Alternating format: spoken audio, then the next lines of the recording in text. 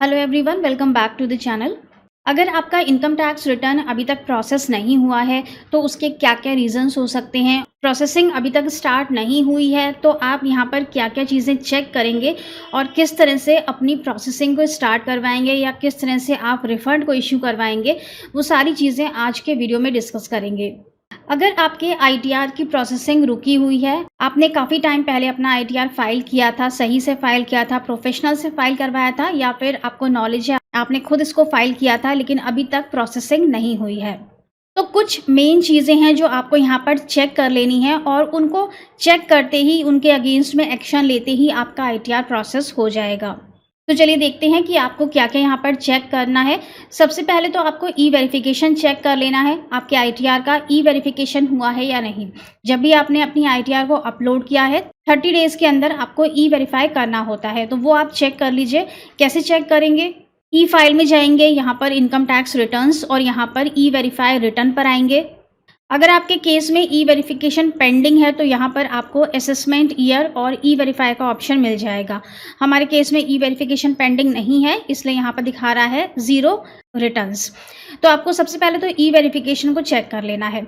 इसके बाद दूसरा काम आपको करना है कि आप यहाँ पेंडिंग एक्शंस में जाएंगे, यहाँ पर आप वर्क लिस्ट में जाएंगे।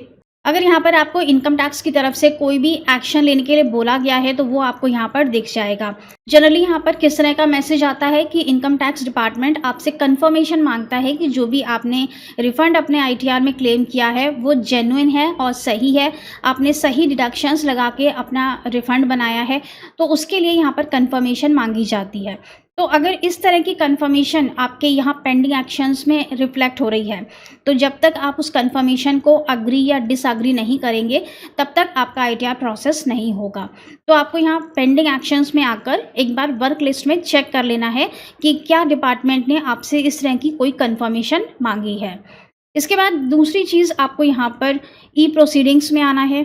ई प्रोसीडिंग्स में अगर आपको डिफेक्टिव रिटर्न का नोटिस आया हुआ है या कोई और भी किसी तरह का कोई नोटिस डिपार्टमेंट की तरफ से भेजा गया है तो वो सारे नोटिसेस आपको यहाँ पर दिख जाते हैं।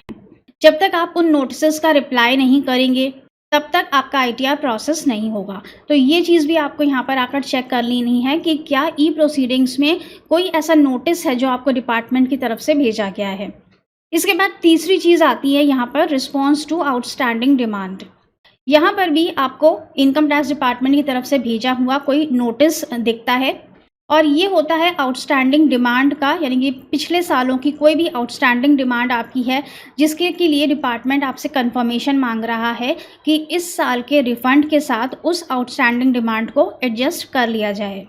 जैसे कि मान लेते हैं कि इस साल आपका रिफंड बन रहा है और पिछले साल आपने कुछ गलती की थी या डिपार्टमेंट ने उस समय आपकी इस गलती को नोटिस नहीं किया था, लेकिन एक्चुअल में लास्ट ईयर का आपकी कोई डिमांड बन रही है जो कि आपने पे नहीं की है, तो इस साल के रिफ़ंड के साथ उस डिमांड को एडजस्ट कर दिया जाता है और फिर जितना बैलेंस रिफ़ंड बनता है वो आपको इशू कर दिया जाता है। तो अगर इस तरह का कोई भी आउटस्टैंडिंग डिमांड रिफंड एडजस्टमेंट का केस आपके आईटीआर में बन रहा है तब भी आपका आईटीआर प्रोसेस नहीं होगा जब तक कि आप यहाँ पर रिप्लाई सबमिट नहीं करेंगे। अगर इस तरह का कोई नोटिस यहाँ पर आपका आया हुआ है तो आपको यहाँ पर अग्री या डिसअग्री पर क्लिक करके आउटस्टैंडिंग डिमांड का पेमेंट करना है या फिर आपको कंफर्म करना है कि आपके रिफंड में से उस डिमांड को एडजस्ट कर दिया जाए, तभी आपका आईटीआर आगे प्रोसेस होगा। तो ये तो कुछ चीज़ें हो गई कि जो आपको चेक करनी है अगर आपका आईटीआर अभी तक प्रोसेस नहीं हुआ है। इसके बाद ये सब चीज़ें हमने चेक कर ली, यहाँ पर हमें कोई भी प्रॉब्लम नहीं मिली, इसके बाद भी हमारा आईटीआर अभी तक प्रोसेस नहीं हुआ है। तो अब यहाँ पर दो कंडीशंस हो सकती हैं कि या तो आपने अपना आईटीआर गलत फाइल किया है और या फिर डिपार्टमेंट की तरफ से आपके आईटीआर को प्रोसेस करने में देरी हो रही है। तो ये आपको पता कैसे चलेगा कि डिपार्टमेंट की तरफ से गलती हो रही है या फिर आपकी तरफ से गलती हो रही है? तो इसके लिए हम ग्रीवेंस रेज करते हैं। ग्रीवेंस रेज करने के लिए आपको यहाँ पर मिलता है ग्रीवेंस का ऑप्शन, यहाँ पर है सबमिट ग्रीवेंस। अब यहाँ पर हम सबमिट करते हैं ग्रीवेंस, हम अपनी प्रॉब्लम बताते हैं कि हमारी ये प्रॉब्लम है और हमारी आईटीआर को जल्दी से प्रोसेस किया जाए, हमारे रिफंड को इशू किया जाए। इसके अगेंस्ट में हमें रिप्लाई आता है डिपार्टमेंट की तरफ से, जिसमें कि डिपार्टमेंट हमें बताता है कि क्या हमारी आईटीआर में कोई मिस्टेक हुई है जिसकी वजह से हमारी आईटीआर प्रोसेस नहीं हो पा रही है, या फिर डिपार्टमेंट की तरफ से यहाँ पर देरी हो रही है और जल्दी ही आपकी आईटीआर प्रोसेस हो जाएगी। तो देखते हैं कि ग्रीवेंस को कैसे फाइल किया जाता है। तो यहाँ पर सबसे पहले तो हमें डिपार्टमेंट को सेलेक्ट करना है, तो हम सीपीसी आईटीआर को यहाँ पर सेलेक्ट करेंगे। इसके बाद हमें कैटेगरी सेलेक्ट करनी है। कैटेगरी में आ जाते हैं हम प्रोसेसिंग पर। यहाँ पर और भी काफ़ी सारे ऑप्शंस अवेलेबल हैं, जैसे कि डिमांड, फीडबैक, आईटीआर, व्री। लेकिन हमें प्रोसेसिंग से रिलेटेड प्रॉब्लम है तो हम प्रोसेसिंग को सेलेक्ट करेंगे। यहाँ पर फिर से है सब कैटेगरी। यहाँ पर काफ़ी सारे ऑप्शंस दिए गए हैं कि आप क्यों ये ग्रीवेंस फाइल कर रहे हैं। आप यहाँ से सेलेक्ट कर सकते हैं, जैसे कि difference in income computed by CPC, intimation order request, notice under section 139(9), others, processing. तो हम यहाँ पर प्रोसेसिंग वाला ये सेक्शन यहाँ पे सेलेक्ट कर लेंगे, कंटिन्यू करेंगे। असेसमेंट ईयर सेलेक्ट करना है हमें, 23-24 ले लेंगे।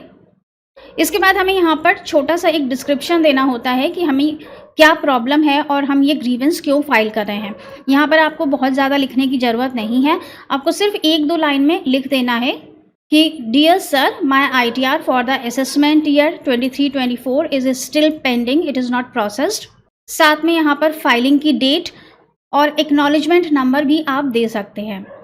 Please reply soon, thank you. बस इतना सा लिख के आप यहाँ पर डिस्क्रिप्शन फाइल कर देंगे और अटैचमेंट यहाँ पे कोई लगाने की ज़रूरत नहीं पड़ती है, रिप्लाई आ जाएगा आपको। यहाँ पर सबमिट ग्रीवेंस पर आप क्लिक करेंगे तो आपका ग्रीवेंस सबमिट हो जाएगा और ग्रीवेंस सबमिट होने के लगभग 1 हफ्ते तक आपको वेट करना है। इसके बाद रिप्लाई आता है, जल्दी भी आ जाता है तो आप चेक भी कर सकते हैं, लेकिन 1 हफ्ता आपको यहाँ पर वेट करना है। रिप्लाई आ जाता है कि आपके आईटीआर में प्रॉब्लम है या फिर डिपार्टमेंट की तरफ से प्रॉब्लम है। तो आपको चेक कैसे करना है, हम यहाँ ग्रीवेंस में जाएंगे, यहाँ पर व्यू ग्रीवेंस स्टेटस, यहाँ पर क्लिक करेंगे तो जो भी आपने ग्रीवेंस फाइल किया था उसके अगेंस्ट में डिपार्टमेंट की तरफ से जो भी रिप्लाई आया है वो यहाँ पर रिफ्लेक्ट हो जाता है। अकॉर्डिंगली आपको यहाँ पर एक्ट करना है। अगर डिपार्टमेंट की तरफ से कोई मिस्टेक है तो आपको वेट करना है, और अगर आपकी तरफ से कोई गलती हो रही है तो आप क्या करेंगे, आपको अपने AIS पर जाना है, AIS को ओपन करेंगे। इसके बाद आपने जो आईटीआर फॉर्म फाइल किया है उस आईटीआर फॉर्म को आप ओपन करेंगे। इसके बाद आपको दोनों चीज़ों का मैच करना है। आपके AIS में जो भी इनकम्स रिफ्लेक्ट हो रही हैं वो सब आपके आईटीआर फॉर्म में रिफ्लेक्ट होनी चाहिए। अगर आपने 26AS से अपने आईटीआर फॉर्म को फाइल किया है और आपने AIS को कंसिडर नहीं किया है तो उस वजह से भी प्रॉब्लम आ सकती है, क्योंकि 26AS में सिर्फ वही एंट्रीज रिफ्लेक्ट होती हैं जिनमें कि TDS डिडक्ट हो रहा है, लेकिन AIS में आपकी सारी एंट्रीज, सारी इनकम्स रिफ्लेक्ट होती हैं जिस पर कि TDS डिडक्ट हो रहा हो चाहे ना हो रहा हो। अगर आपकी शेयर्स से कोई भी इनकम आ रही है, शेयर मार्केट में आपके गेन्स हो रहे हैं या लॉसेस हो रहे हैं, वो आपने अपने आईटीआर में नहीं दिखाए हैं, तब भी आपकी आईटीआर प्रोसेस नहीं होगी। तो आपको AIS के अकॉर्डिंग यहाँ पे चेक करना है कि क्या क्या ऐसी इनकम्स हैं जो AIS में आ रही हैं लेकिन आपने अपने आईटीआर फॉर्म में नहीं दिखाई हैं। दूसरा रीज़न ये भी हो सकता है कि आपने गलत आईटीआर फॉर्म का सिलेक्शन किया हो। अगर आपकी सैलरी इनकम है और साथ में बिजनेस रिसीट्स भी आ रही हैं तो आपको आईटीआर 4 फाइल करना है। अगर आप आईटीआर 1 फाइल कर देंगे तो वो गलत है और तब भी आपका आईटीआर प्रोसेस नहीं हो पाएगा। तो आपको यहाँ पर 2 चीज़ें चेक करनी पड़ेंगी। एक तो AIS के अकॉर्डिंग आपकी सारी इनकम्स आपके आईटीआर फॉर्म में रिफ्लेक्ट होनी चाहिए, और दूसरा कि जो भी आपने आईटीआर फॉर्म सेलेक्ट किया है वो as per income tax rules वो सही होना चाहिए। बस ये कुछ ऐसे मेन पॉइंट्स थे जो आपको चेक कर लेने हैं अगर आपका आईटीआर अभी तक प्रोसेस नहीं हुआ है। इनमें से कोई भी अगर प्रॉब्लम है वो प्रॉब्लम सॉर्ट आउट होते ही आपका आईटीआर प्रोसेस हो जाएगा। तो बस फ्रेंड्स, आज के वीडियो में इतना ही। Thank you so much for watching this video. अगर हमारे वीडियोस आपको अच्छे लगते हो तो चैनल को सब्सक्राइब ज़रूर कर लीजिएगा, वीडियो को लाइक कर दीजिएगा। मिलते हैं नेक्स्ट वीडियो में। Till then stay safe and healthy. Bye bye.